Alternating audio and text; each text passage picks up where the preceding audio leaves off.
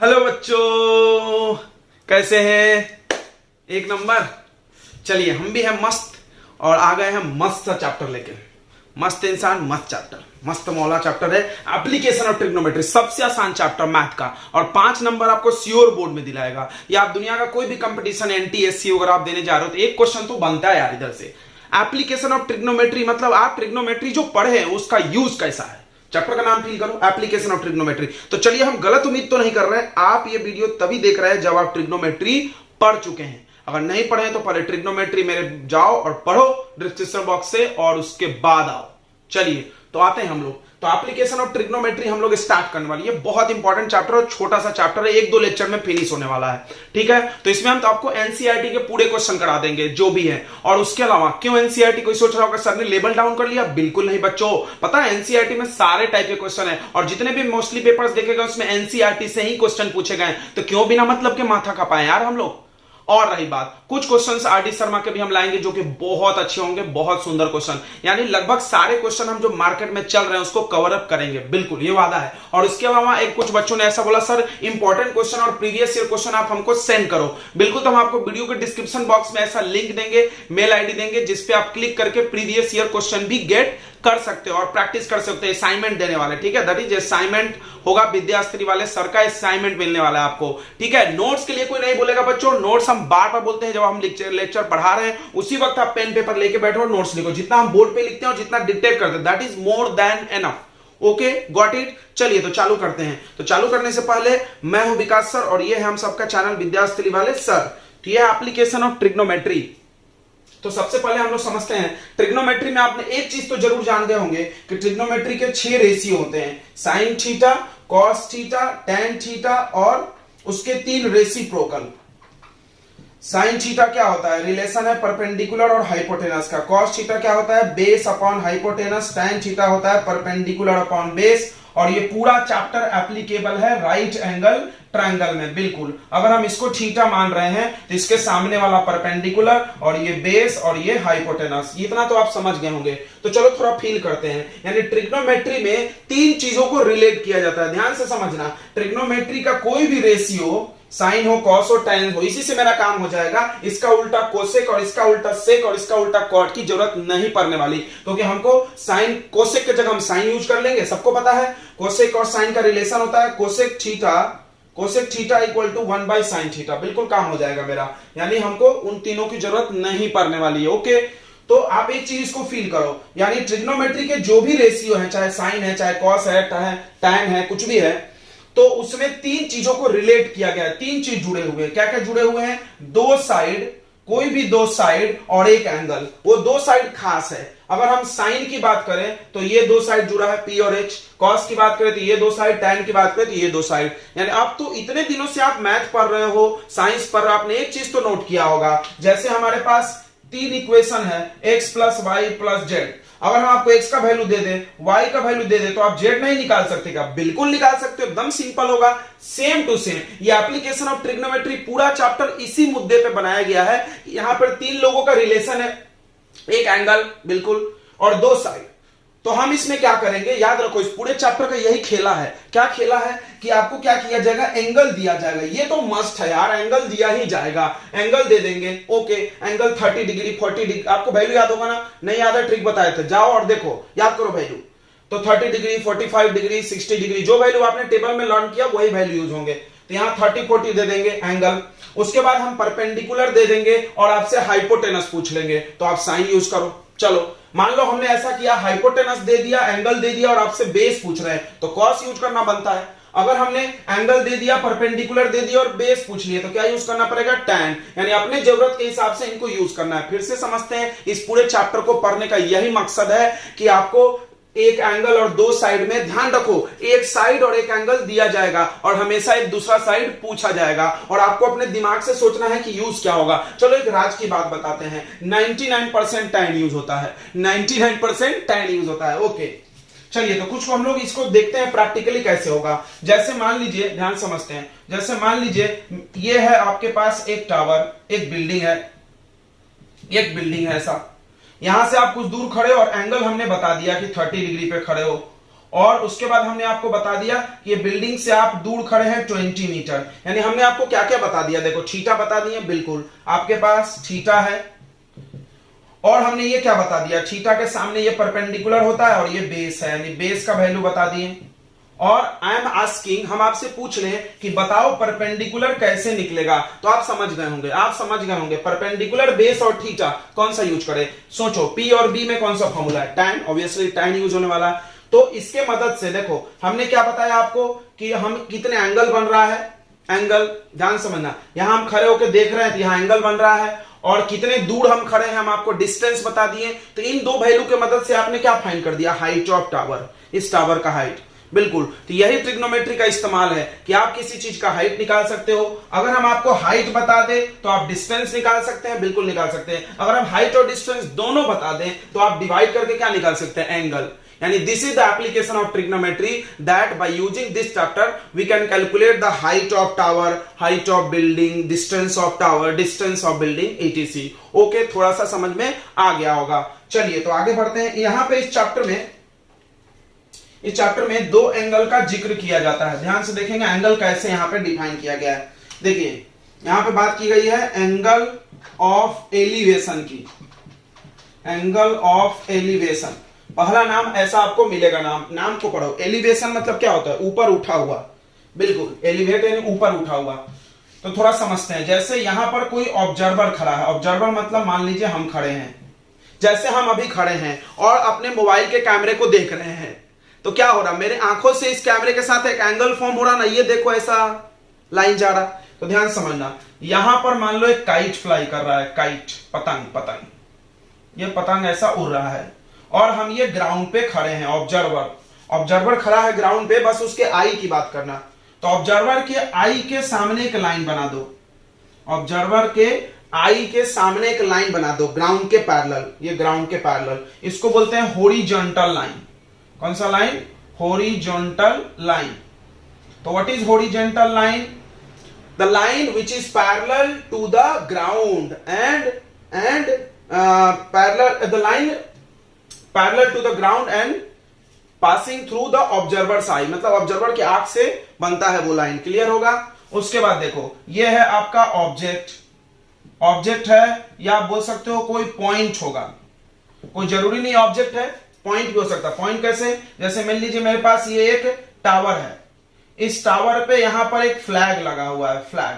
तो I am not watching whole tower, I am just watching this flag, यानी एक point, हम इस पॉइंट को देख रहे हैं, समझ में आ रहा है। या I am watching the top of tower, यहां से हम टावर के किसको देख रहे हैं, टॉप को देख रहे हैं। तो ऑब्जर्वर के आई से लेकर के उस ऑब्जेक्ट को जोड़ने वाले लाइन को बोलते हैं हम लोग लाइन ऑफ साइट, बिल्कुल, लाइन ऑफ साइट, साइट मतलब दिखाई देना होता है, line of site. What is line of sight, the line joining observers I and the point viewed by observer. Note कर सकते हो, लेकिन मैथ है यार, समझ लो। जिस पॉइंट को ऑब्जर्वर देख रहा है, उसको और ऑब्जर्वर के आई को, यह है ऑब्जर्वर, पूरी कहानी ऑब्जर्वर से होती है। ऑब्जर्वर जिस पॉइंट को देख रहा है और ऑब्जर्वर के आई को जोड़ने वाले लाइन को क्या बोलते हैं हम लोग, लाइन ऑफ साइट। और ग्राउंड के पैरेलल जो ऑब्जर्वर के आई से लाइन बनाते हैं उसको क्या बोलते हैं, हॉरिजॉन्टल लाइन। और इन्हीं के बीच के एक एंगल जो बन रहा है, इसको बोलेंगे हम लोग angle of elevation, angle of elevation.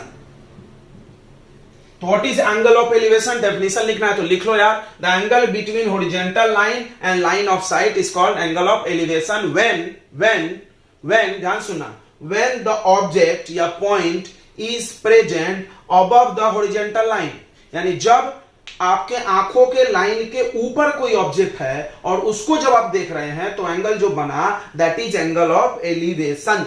यानी एलिवेशन कब बनेगा, जब ऊपर देखेंगे। यानी एक बात याद रखो, जब भी एंगल ऑफ एलिवेशन बन रहा है, यानी आप नीचे हैं और आपका पॉइंट ऑफ ऑब्जर्वेशन ऊपर है। क्लियर हो गया, इस एंगल का जिक्र मिलेगा। जब भी एंगल ऑफ एलिवेशन की बात करें, ऊपर देखना है, बात खत्म। एलिवेशन यानी ऊपर ही होता है, ठीक है। तो what is angle of elevation समझ गया होगा, the angle between this and this line. ये लाइन क्या है समझा, line of sight, the line joining the observer's eye to the point of observation, या point viewed by observer is called line of sight. And horizontal line के बीच जो angle बन रहा है उसको क्या बोलेंगे हम लोग, एंगल ऑफ एलिवेशन। यहां भी बन रहा है, ये हो गया हॉरिजॉन्टल लाइन, ये हो गया लाइन ऑफ साइट, ये हो गया एंगल ऑफ एलिवेशन। तो एंगल ऑफ एलिवेशन कब फॉर्म होगा? When object is present above the horizontal line. आपके आंखों के से जो लाइन जा रहा है उसके ऊपर कुछ भी है। अच्छा, मेरे आंखों के सामने है तो कोई एंगल बन रहा है 0 डिग्री, कोई एंगल नहीं बन रहा, नो एंगल ऑफ एलिवेशन। तो यानी आपके पास दो केस हो सकता है, एक तो आप इससे ऊपर देख रहे हो और दूसरा नीचे। तो बराबर नीचे वाले का नाम रखा गया है angle of depression, angle of depression.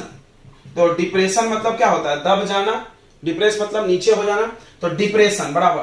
तो डिप्रेशन कब होगा आप समझ गए होंगे। देखो ये ऑब्जर्वर छत पे खड़ा है, मान लो आप छत पे खड़े हो, आप छत पे खड़े हो और नीचे रोड पे कार देख रहे हो, तो ये हो गया आपका हॉरिजॉन्टल लाइन, आप आंख के सामने का लाइन। छत पे हो, आप ऊंचे पे हो,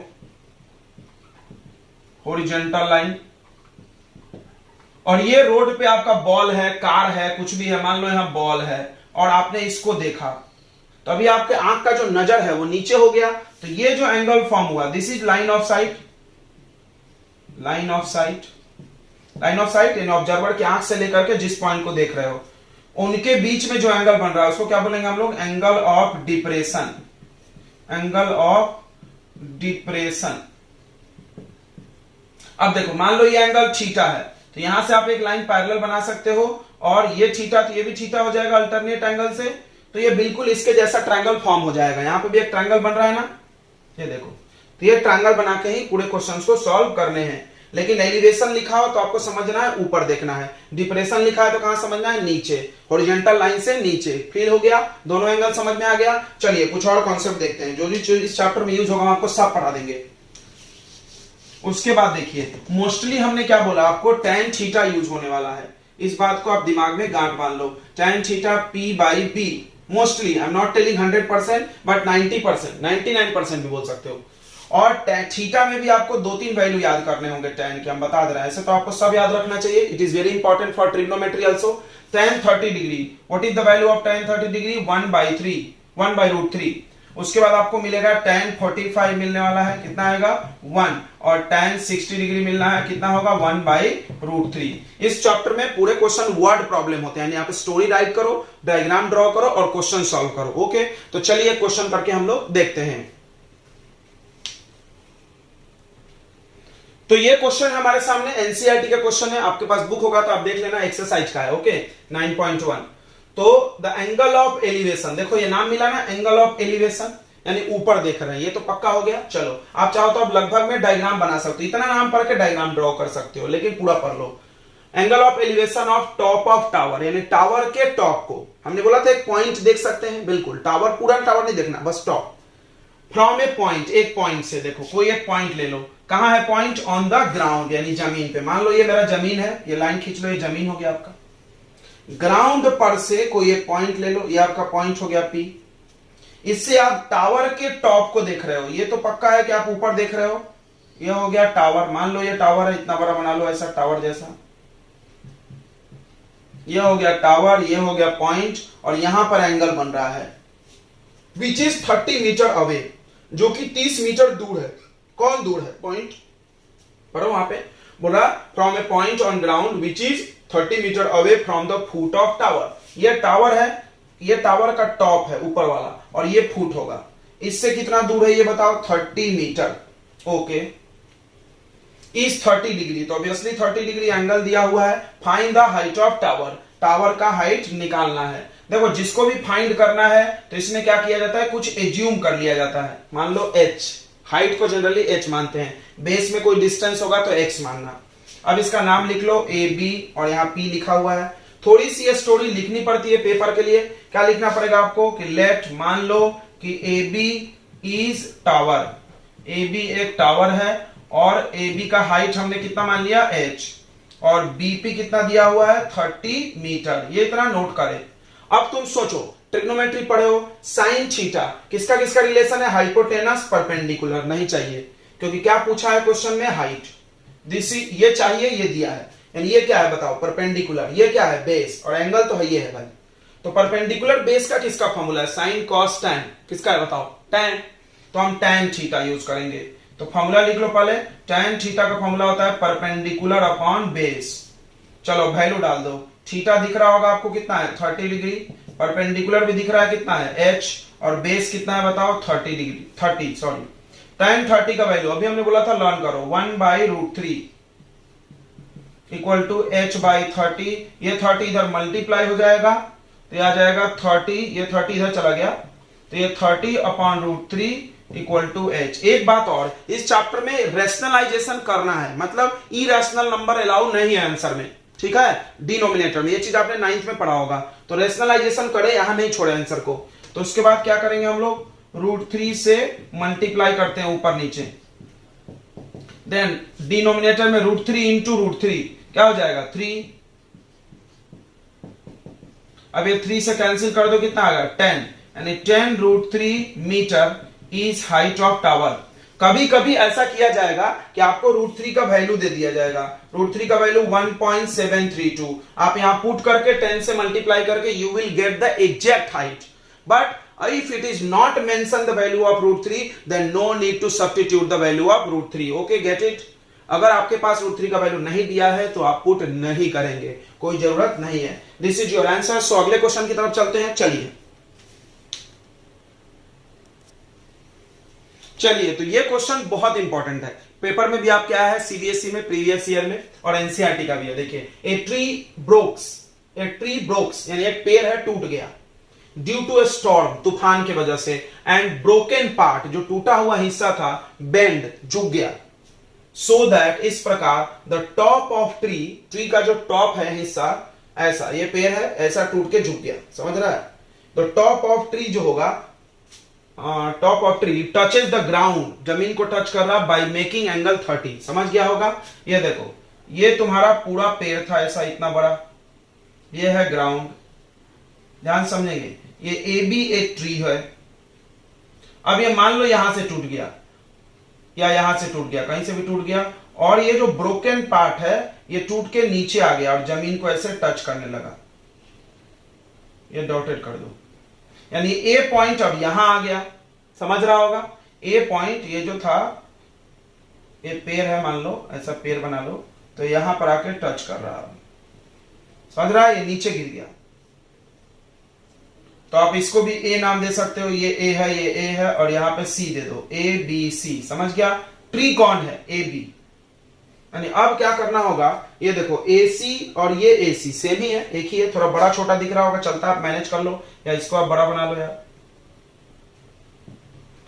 तो क्या बोल रहा है, ये टूटा हुआ हिस्सा यहां पे टच करने लगा, find the height of tree. तो which is the height of tree, बताइए हाइट ऑफ ट्री क्या है। हाइट ऑफ ट्री है मेरे पास ए बी, पूरा का पूरा ए से बी तक। ए बी कैसे निकलेगा, ए बी निकालने के लिए आपको ए सी निकालना होगा और बी सी निकालना होगा, और दोनों को ऐड करना होगा। ए सी यहां पर भी है, यहां पर भी है, क्योंकि यही पेड़ नीचे गिरा है, ओके। और ये कितना एंगल बना रहा है ग्राउंड के साथ, 30 डिग्री। आगे देखिए, कुछ देखिए हम आपको बार बार बताए थे, एक एंगल एक साइड देगा एक पूछेगा, यही कहानी है पूरे चैप्टर की। देखो the distance between the foot of tree, ये फुट ऑफ ट्री, ये पेड़ का फुट है, डिस्टेंस यानी दूरी, कहां से, foot of tree to the point where the top touches the ground, उस पॉइंट पे, इंग्लिश तो आता होगा ना, तो बस ये चैप्टर आसान है। उस पॉइंट की दूरी जो जहां पे ये जमीन को टच कर रहा है, कितनी डिस्टेंस है बताओ, 8 मीटर। अब तुम ध्यान से देखो, तुमको क्या चाहिए, बीसी चाहिए, यानी थीटा के सामने, तो परपेंडिकुलर होना, और क्या होना, ये भी होना तुम्हारे पास एसी, यानी हाइपोटेनस होना, यानी परपेंडिकुलर भी होना, हाइपोटेनस भी होना, और दोनों को ऐड करना पड़ेगा। तो दोनों एक साथ तो नहीं निकलेगा, एक एक करके निकालेंगे।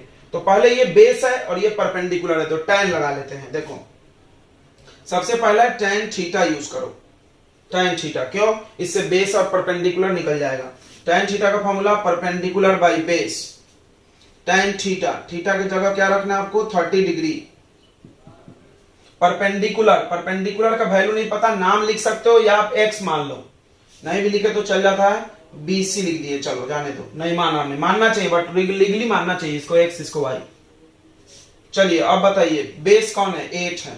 tan 30 का वैल्यू सब लोग जानता है 1/√3 अपॉन 8, ये 8 को इधर मल्टीप्लाई कर दो तो कितना आ गया, BC आ गया 8 अपॉन √3 एंड रेशनलाइज। अब आपको तुरंत रेशनलाइज भी करते जाना है, यार 8√3 divided by 3, this is BC यानी परपेंडिकुलर, ओके, ये निकल गया। अब AC चाहिए, AC क्या है मेरा? हाइपोटेनस। बेस पता है, हाइपोटेनस चाहिए। अब तो परपेंडिकुलर भी पता है, लेकिन जाने तो हम बेस ही यूज करेंगे क्योंकि थोड़ा इजी नंबर है, ये 8 है, ये थोड़ा बड़ा है। आप ये भी यूज कर सकते हो, कोई दिक्कत नहीं है। तो अब बेस पता है, हाइपोटेनस चाहिए। बेस हाइपोटेनस कौन सा होता है बताओ? Base hypotenuse cos theta. Cos theta का फॉर्मूला हो जाता है base upon hypotenuse. Cos theta की जगह क्या रखो? 30 डिग्री। बेस बताओ कितना है? बेस कितना है? 8 बराबर 90 के सामने। हाइपोटेनस क्या है? AC। समझ रहा होगा? तो बहुत आसान है, बहुत आसान है। tan 30 बताइए, √3/2 इक्वल टू 8 अपॉन AC। Then we want AC, cross multiply करें, √3AC इक्वल टू, ये इधर आ जाएगा, 8 2 जा 16, समझा? ये इधर मल्टीप्लाई हुआ, ये इधर। Then what is AC? 16 अपॉन √3। रेशनलाइज इट, तुरंत रेशनलाइज करें। Then this is 16 √3 divided by 3। Add up, अब दोनों को ऐड कर दो, then you will get the answer. Okay, get it? अब 2 बार यूज कर लिया, कोई प्रॉब्लम नहीं है ना यार? कोई प्रॉब्लम नहीं है। ऐसा कसम नहीं खाना है कि एक ही बार यूज करना है। जो जो जरूरत है यूज करो। देखो पूरा कंसेप्ट समझो। हम तुमको एक बात की गांठ बांध दो, साइन कॉस टैन में कोई एक लगेगा, एक एंगल एक साइड दिया जाएगा और बाकी सब एक पूछा जाएगा। बस यही कॉन्सेप्ट है, समझो। देखो थीटा, बेस, हाइपोटेनस, क्या पता है? बेस पता है, हाइपोटेनस निकालना है, थीटा का वैल्यू रख दो। यही करना है यार इस चैप्टर में, और कुछ है नहीं। फिर भी बच्चे बोलते भारी है। एक बार में तुमको फील होना चाहिए, कीजिए, कुछ नहीं करना और। अब ये क्या करो, दोनों के हाथ ऐड कर दो, then you will get the answer. चलो ऐड करके हम बता देते हैं। Height of tree we will get AC कितना है? How much AC? 16 √3/3 plus 8 √3/3। 3 is the LCM। 16 √3 plus 8 √3 बताइए कितना आएगा? 16 4 20 24 √3। 3 से cancel 8। The height of tree is 8 √3 metre. Metre है यहाँ पे, तो यहाँ मीटर लगा दो। Okay, this is the final answer. Done. तो ये भी क्वेश्चन आसान होगा, बट ये आया हुआ है प्रीवियस ईयर में, थोड़ा एक बार प्रैक्टिस आप कर लेना, ठीक है? अब आगे क्वेश्चन में बढ़ते हैं थोड़े। अभी 2 ट्रायंगल वाले, अभी सारे ट्रायंगल में 1 थे, अब 2 होंगे। थोड़ा उसमें लंबा जाता है, लेकिन करना यही है, याद रखो। और वही क्वेश्चन पेपर में ज्यादा आते हैं, ठीक है? तो चलिए अगले क्वेश्चन पे देखते हैं। देखिए, तो अगला क्वेश्चन है, ए 1.5 मीटर टॉल बॉय, एक 1.5 मीटर टॉल बॉय, मान लो हम इतने लंबे हैं, standing at some distance from 30 metre tall building. ध्यान से समझते हैं डायग्राम। देखो ये है आपका बिल्डिंग, 30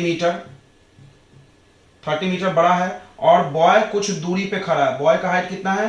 1.5 मीटर ग्राउंड पे, दोनों ग्राउंड पे होगा, समझ रहा है? 1.5 metre tall boy is standing at some distance from 30 metre tall building. The angle of elevation, अब बॉय अपने आंख से ही देखेगा ना, आंख तो ऊपर ही होता है, नीचे तो होता नहीं है।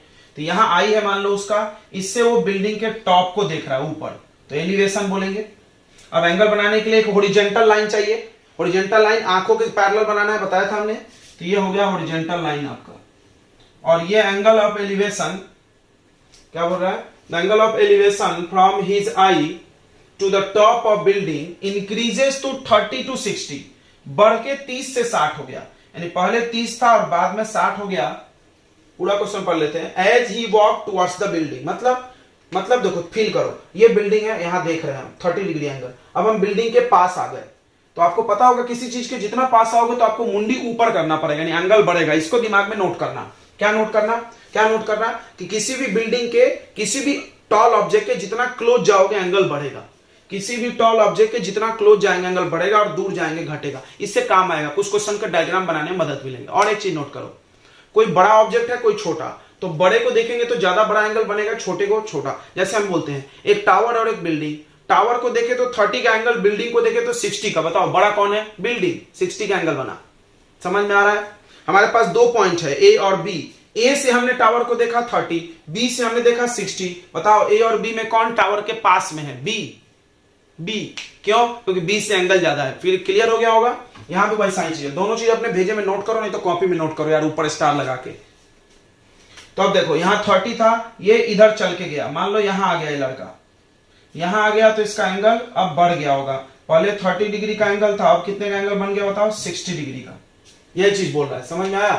Find the distance he walk, तो आपको बताना है वो कितना डिस्टेंस चला। ये डिस्टेंस यहां से यहां तक, या यहां से यहां तक बोलो, दोनों तो इक्वल ही होगा। अब क्या करना है इस क्वेश्चन में, कुछ ज्यादा बात नहीं है। देखो ये पूरा 30 दिया है, थोड़ा सा दिमाग लगाना है। ये यहां तक तो 1.5 है, अगर ये 1.5 है तो ये भी 1.5 होगा, तो 1.5 30 से माइनस हो जाएगा और ये ट्रायंगल में हम लोग काम अपना करेंगे। तो नाम दे देते हैं इसको, देखो ए बी यहां दे दो और सी डी यहां दे दो, और ये सी डी बॉय ही यहां आया तो आप सी डी यहां भी दे सकते हो, रहने दो सी डी, और यहां दे देते हैं हम लोग ई, और यहाँ एफ, और यहाँ पे जी। नाम कुछ भी दे दो, कोई दिक्कत नहीं है। समझ में आ रहा है, ये बॉय है, ये 1.5 मीटर यहां भी आया, वही लड़का, ये लड़का यहां था, आगे बढ़ गया तो उस एंगल कम हो गया, डिस्टेंस। कुछ नहीं करना है। देखो सबसे पहले तो आप ट्रायंगल देखो, ये ट्रायंगल और ये ट्रायंगल, दो ट्रायंगल दिख रहा है, दोनों ट्रायंगल में 90% क्वेश्चन में tan ही लगेगा, यहां भी tan लगेगा। देखो कैसे, आपको पता क्या है, परपेंडिकुलर, थीटा के सामने है तो परपेंडिकुलर, और आपको फाइंड क्या करना है, बेस। बेस कैसे निकलेगा, देखो ये पूरा का बेस निकालेंगे, फिर इसका बेस निकालेंगे, माइनस कर देंगे। देखो ये ट्रायंगल दिख रहा है, नहीं दिख रहा, अलग से देखो। ये ट्रायंगल है बड़ा वाला जिसमें 30 का एंगल है, और एक दूसरा ट्रायंगल है छोटा वाला जिसमें 60 का एंगल है, और आपको बीच का वैल्यू पूछा, तो क्या करो, इस ट्रायंगल से बेस निकालो, इस ट्रायंगल से बेस निकालो, बड़े वाले में से छोटे वाले को माइनस कर दो, ये वैल्यू आ जाएगा। ओके, समझ गया होगा। तो अब जब आपके डायग्राम में दो दो ट्रायंगल है तो आपको नाम लिखना होगा, बिना नाम के कर दिए तो मार्क नहीं मिलेगा। यानी किस ट्रायंगल को आप यूज करो, चलो हम पहला यूज करते हैं। इन ट्रायंगल, कौन सा ट्रायंगल, ए जी ई, ए जी ई, ए जी ई ट्रायंगल दिख रहा होगा, क्या ही लगेगा भाई। चलो हम कुछ कुछ मानते हैं, इसको क्या मान लिए, एक्स, कोई दिक्कत नहीं है, एक्स, और इसको डी मान चुके हैं हमने, कोई दिक्कत नहीं है ना। What is our target, to find D, distance निकालना है, डिस्टेंस निकालना है। या आप ऐसा करो, इसको ही एक्स मान लो और इसको वाई मान लो, हमको एक्स निकालना है। क्या फाइंड करना है, एक्स इज आवर टारगेट। क्यों, क्या बोला था, क्या फाइंड करने बोला है, find the distance he walked towards the building. बताओ वो बिल्डिंग के तरफ कितना दूर गया, यानी आपको क्या निकालना है, ये एक्स, एक्स दूर वो बिल्डिंग की तरफ इधर गया, एक्स। देखो हमने क्या बोला, इससे चीजों को लिखना आसान हो जाएगा, ये भी मान लिए, ये भी मान लिए, लिखने में इजी होगा। नहीं तो क्या आपको बार बार इजी, सी, ऐसा बड़ा बड़ा नाम लिखना पड़ेगा। तो मान लो ना यार, सब मान लो, ट्रायंगल में परपेंडिकुलर बेस ये सब को एज्यूम कर लो, जो भी वैल्यू नहीं पता। सबसे पहले आप एजी देखो कितना होगा, एजी यहां निकाल दे रहे हैं। देखो ये 1.5 है, हमको इतना ही चाहिए, तो क्या हो जाएगा, 30 माइनस 1.5, 30 माइनस 1.5, 28.5। समझ में आ गया होगा। We want only AG because triangle में तो AG ही आ रहा है ना भाई, पूरा तो आ नहीं रहा है। ये 1.5 माइनस, समझ में आ रहा है, ये अपने आई से एंगल लेना है, तो आई तक के हाइट को माइनस करना है। ये चीज ध्यान रखना, कहीं कहीं क्वेश्चन आ सकता है, ये कोई माइनस नहीं करेगा, गलत हो जाएगा। तो अब क्या करना है, AGE ट्रायंगल दिख रहा है, tan थीटा लगाओ यार बिंदास, tan theta perpendicular upon base. चलो वैल्यू डालो, थीटा की जगह क्या डालेंगे, देख लो ट्रायंगल कौन सा है, AGE या ये वाला ट्रायंगल, तो थीटा की जगह 60 डिग्री डालेंगे। इस ट्रायंगल का परपेंडिकुलर ये है AG, AG कितना है बताइए, डायरेक्ट वैल्यू 28.5। इस ट्रायंगल का बेस, कौन है base, y, tan 60 how much, √3, 28.5 upon y, multi, इस y को इधर ट्रांसफर करो, √3 को इधर, then we will get the value of y 28.5 upon √3। झटाक से रेशनलाइज, तुरंत रेशनलाइज, लगे हाथ, छोड़ना नहीं है।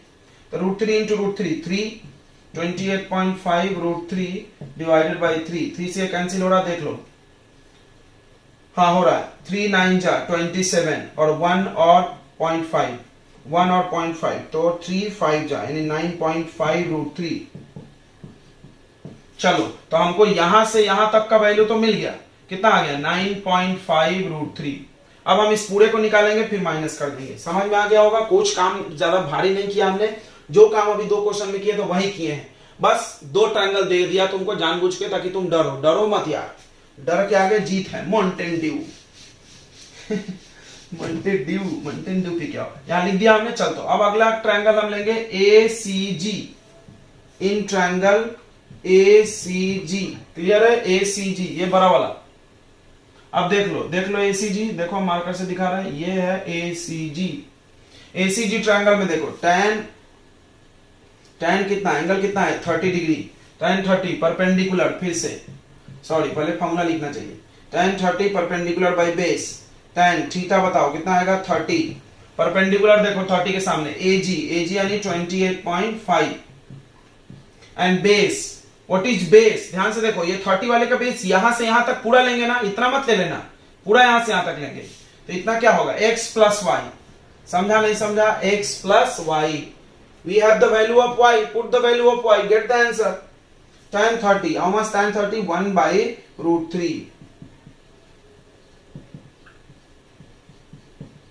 multiply here and this here, ये इधर आ जाएगा, then x plus y equal to 28.5, ये रूट 3 इधर चला जाएगा, ये मिटा दें, 28.5 root 3, we have the value of y, put y equal to 9.5 root 3 and then you will get the answer, very simple, यहां पे रख दो, तो x plus 9.5 root 3 equal to 28.5 root 3, इसको इधर ट्रांसफर करके माइनस कर दो, 28.5 रूट 3, ये प्लस है माइनस हो जाएगा उधर जाके, 28 में से 9.5 को माइनस करो, 0.5 माइनस हो गया तो 0 पॉइंट हो गया, रूट 3 तो लगेगा ना, रूट 3 मत का माइनस कर देना है, समझ रहा, जैसे ऐसे आपको बोला हमने 28.5x माइनस 9.5x, तो आंसर में x तो आएगा ना यार, बिल्कुल आएगा, बिल्कुल आएगा, अब पॉइंट में से पॉइंट गया तो 0 बचा, और यहां पे हो गया कैरी 9, और यहां पे कितना आ गया 1, तो 19 आया, 19 रूट 3, x के जगह पर रूट 3 है, समझ रहा है, 19 रूट 3, तो तुम्हारा ये x निकल गया, x ही तो पूछा था, द डिस्टेंस वॉक्ड, यानी कितना डिस्टेंस चला, तो 19 रूट 3 मीटर, वो बॉय कितना डिस्टेंस चला, 19 रूट 3 मीटर, आगे होगा समझ में, क्लियर है, ओके, कोई डाउट है तो आप फिर से इसको समझ लो एक बार, चलिए आगे बढ़ते अगले क्वेश्चन पे, तो ये अपना लास्ट क्वेश्चन होगा क्योंकि लेक्चर लंबा नहीं करना है, सबने बोला है, तो अगले लेक्चर में हम लोग और क्वेश्चंस लेके आएंगे, ठीक है, पूरे क्वेश्चन करेंगे अच्छे वाले, देखो क्या बोल रहा है, form a point on a ground, ground पर एक पॉइंट बना लो, the angle of elevation of bottom and top of tower, यानी एक टावर के टॉप को भी देख रहे हैं, बॉटम को भी देख रहे हैं, एलिवेशन मतलब टावर ऊपर है मेरी आंखों से, बिल्कुल, तभी तो एलिवेशन हुआ, fixed at the top of 20 metre high building, ये मेन बात है, वो टावर को फिक्स किया गया है 20 मीटर टॉल बिल्डिंग, ये देखो ध्यान समझते हैं, देखो ये मान लो आपका बिल्डिंग हो गया, ऐसा बना देना जानबूझ के, आप सिर्फ लाइन से भी बना सकते हैं, ये 20 मीटर बिल्डिंग हो गया, ठीक है, दिस इज योर बिल्डिंग, और ये है ग्राउंड, इसके ऊपर एक टावर फिक्स किया, आपने देखा होगा किसी किसी के छत पे टावर लगता है, ये टावर है, समझ गया होगा, इस टावर का टॉप, ये है टॉप और ये है बॉटम, इसको देख रहे हैं यहां से, देखो इस टावर का ये बॉटम और इसी टावर का ये टॉप, दोनों को देख रहे हैं, जो ज्यादा ऊंचा उसका ज्यादा एंगल, तो देखो ये नाम दे देते हैं ABCD, तो आप यहां थ्योरी लिखना, AB टावर है, BC बिल्डिंग है, D पॉइंट से देख रहे हैं, तो एंगल कितना कितना है 45 एंड 60, अगर आप क्वेश्चन डिटेल में नहीं पढ़ो तो यहां समझ रहा है, जो एंगल छोटा है वो 45 और जो एंगल बड़ा है वो 60 डिग्री, बिल्कुल, क्या फाइंड करना है, find the height of tower, यानी इस टावर का हाइट, मान लो इस टावर का हाइट कितना है h, तो AB को हमने h मान लिया, हमने बोला था जो जो जरूरत है h मान लो, बेस को भी कुछ मानना पड़ेगा तो इसको x मान लिए, समझ रहा है, इजी लिखना में आसानी होगा लिखने में, इसीलिए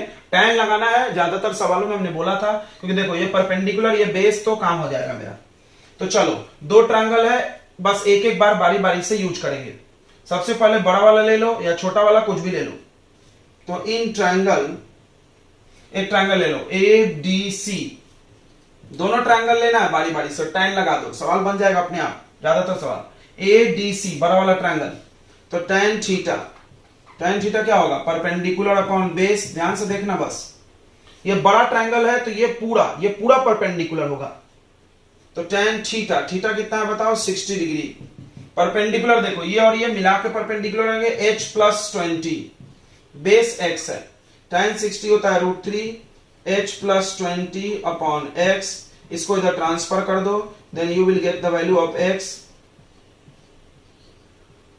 अब ऐसे क्वेश्चन में ना रेशनलाइज मत करो जिसमें 2 स्टेप जाना है, क्यों, हो सकता है सेकंड स्टेप में √3 मल्टीप्लाई होकर 3 हो जाए, ध्यान रखो मेरी बात को, हो सकता है, इसलिए ऐसा नहीं भी करेंगे तो चलता है, छोड़ दो, रेशनलाइज लास्ट में भी कर सकते हैं, कोई जरूरी नहीं है। अब आ जाओ, अब छोटा ट्रायंगल, इन ट्रायंगल BDC, फिर से लगाएं tan थीटा, tan थीटा यानी 45 वाला थीटा लेंगे, tan थीटा परपेंडिकुलर, अब ये परपेंडिकुलर छोटा हो जाएगा, BC नाम भी लिख सकते हो, BC अपॉन x या DC नाम लिखो, नाम भी लिखना अच्छी बात है। tan थीटा, थीटा का वैल्यू बताओ 45, tan 45, BC कितना आ रहा है बताइए 20 अपॉन x, tan 45 कितना होता है 1, तो 20 अपॉन x, इस x को इधर ट्रांसफर कर दो 20। देखो ये भी x है, ये भी x है, ये ध्यान रखना, जो भी दो ट्रायंगल वाले सवाल होंगे ऐसा सिचुएशन आएगा, दोनों में से सेम वेरिएबल फाइंड हो गया। कुछ लोग इसको ऐसा बोलते हैं, x का वैल्यू यहां पुट कर दो, या फ्रॉम इक्वेशन 1 एंड 2 दोनों x का वैल्यू है तो आपस में क्या होंगे इक्वल, सवाल खत्म, यहां से h निकल जाएगा। ठीक है, तो चलो फ्रॉम इक्वेशन 1 एंड 2 नोट कर लिया आपने, इतना आगे बढ़े हम, इसको इक्वेट कर देंगे। समझ में आ गया है ना, कुछ नहीं करना है, सिंप्लीफिकेशन बस।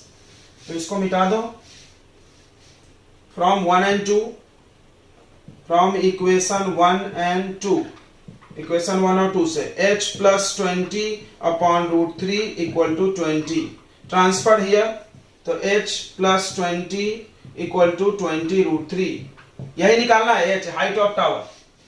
ओके, इस 20 को उधर ले जाओ, तो h equal to 20 root 3 minus 20, common ले लो 20 रूट 3 माइनस 1, रूट 3 का वैल्यू नहीं लिखा है क्वेश्चन में, वैल्यू नहीं डालेंगे, दिस इज योर आंसर। अगर वैल्यू लिखा होता तो डाल सकते थे।